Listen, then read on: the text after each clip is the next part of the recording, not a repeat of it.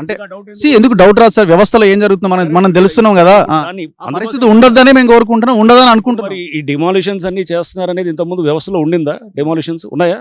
Ayyappa society 2 గూల్ చేసారు, Nagarjuna N convention దగ్గరికి వెళ్ళి మళ్ళీ వెహికల్ వెనక్కి వచ్చినాయి, ఇవన్నీ చూడలేదా సార్? అప్పుడు ఒక ఇన్స్టిట్యూషన్ లేదు. ఇప్పుడు ఒక ఇన్స్టిట్యూషన్ ప్రభుత్వం కేటాయించింది, దీనికి ఒక బడ్జెట్ ఇచ్చింది, దీనికి ఒక చాలా ఫోర్స్ పెట్టింది, దీనికి ఒక మొత్తం సెటప్, ఒక ఆర్గనైజ్ సెటప్ ఇచ్చింది. ఇంతకుముందు ఏంటి, అది జస్ట్ ఒక దీనిగా చేసి ఉండొచ్చాము. ఇప్పుడు దీనికి ఇంత చేస్తున్నారన్నప్పుడు డెఫినెట్గా గవర్నమెంట్ ఇంటెంట్ మనం అర్థం చేసుకోవాలి కదా. సో మనం ప్రతిదాన్ని కూడా నెగిటివ్లో ఆలోచన చేయొద్దు. అంటే ఎట్లా ఉంటుంది అంటే అనుమానం జనరల్ గా రావడం అనేది అనుమానం ఉండొచ్చు, కాదట్లేదు రఘు. ఎందుకంటే ఎక్స్పీరియన్స్ అది చెప్తుంది, చరిత్ర అలా చెప్తుంది. ఉన్నప్పుడు అనుమానం రావట్లేదు. బట్ ఎప్పుడు మనం పాజిటివ్గా ఉండాలి అండ్ మనం ఆప్టమిస్టిక్గా ఉంటే కనుక డెఫినెట్గా ఒకటి ఎక్కడైనా ప్రాబ్లమ్స్ వచ్చినాయి కానీ కూడా దాన్ని ఇమీడియట్ దాటుకుంటూ పోతాం అంతే అన్నట్టు. సో అక్కడ ఆగిపోవాల్సిన అవసరం లేదు. ఎక్కడన్నా మీకు కాంప్లికేషన్స్ ఎక్కడన్నా వచ్చాయనుకోండి, లీగల్గా కూడా హర్డిల్స్ రావచ్చు.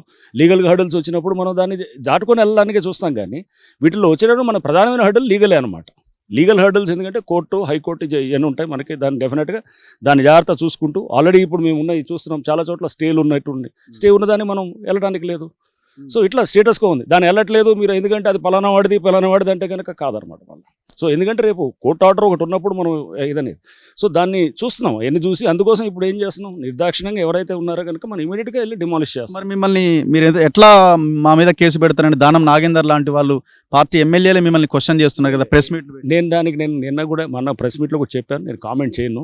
సో అది వారి విజ్ఞతకు వదిలేశాను. నేను దాని మీద మళ్ళీ నువ్వు నా నోట్లో నుంచి ఏదో చెప్పించడానికి ట్రై నేను చెప్పించడానికి ప్రయత్నం కాదు సార్. ఆయన డైరెక్టే మిమ్మల్ని మీలాంటి వాళ్ళు చాలా మంది వస్తుంటారు పోతుంటారు అని అంటున్నారు కదా. ఏం పర్వాలేదు, అది అవన్నీ వస్తుంటాయి మాటలు, నేను దానికి రియాక్ట్ అవ్వను, నా పని నేను చేసుకుంటూ పోతుంటాను.